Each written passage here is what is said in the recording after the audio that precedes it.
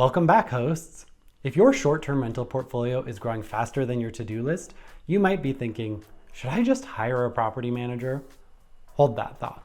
Because while a pro can free up your time and sanity, the cost might take your breath away. We're talking fees that can climb as high as 40% of your rental income. In this video, we'll break down what property managers actually charge, the different fee structures you'll run into, hidden costs that no one talks about, and how to figure out if it's worth it for your business. Let's get into it.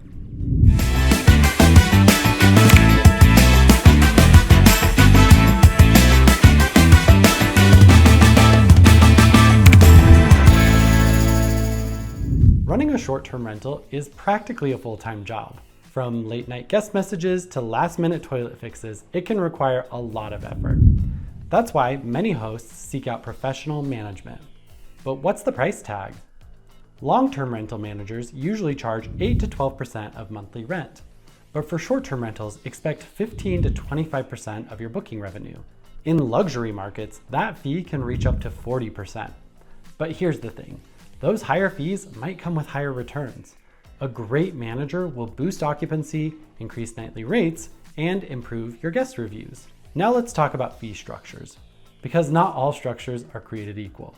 First, percentage of booking revenue. This is the most common. You pay a cut of what your listing earns.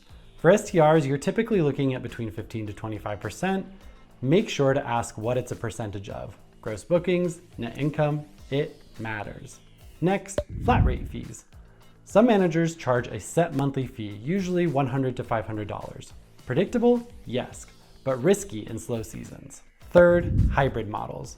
There are property managers out there that do a blend of both. Maybe a small base fee plus a percentage or extra charges for premium services like dynamic pricing. Now, obviously fees can vary from market to market and property manager to property manager. Here are some factors that might affect how much you end up paying. Location. In hotspots like Miami or Aspen, expect higher fees. Property type. Entire homes are more expensive than private rooms. Have a unique property like a treehouse or a boat, these are likely even pricier. The luxury factor.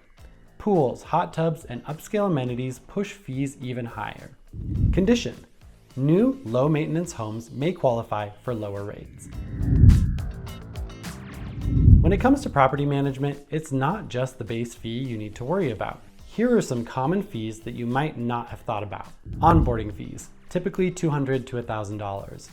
Annual listing optimization, $100 to $300. Maintenance markups or supply restocking. Guest screening, $5 to $20 per booking. Early termination penalties. Always ask, are these fees justified by the results?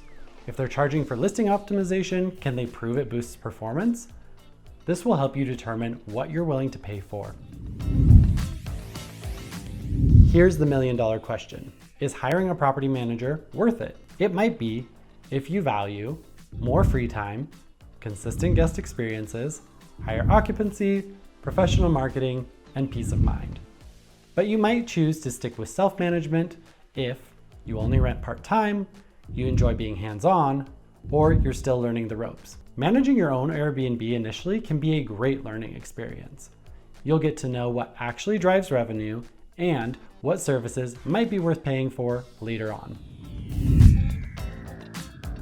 If you're leaning towards hiring help, don't just Google Airbnb property manager and call it a day. Treat this like a job interview. Make sure to ask these questions. What's included in your fee? Any hidden costs? What's your average occupancy rate for properties like mine? How do you handle pricing and guest communication? Can I talk to some of your current clients? Not all property managers are the same. Here are some red flags to watch out for.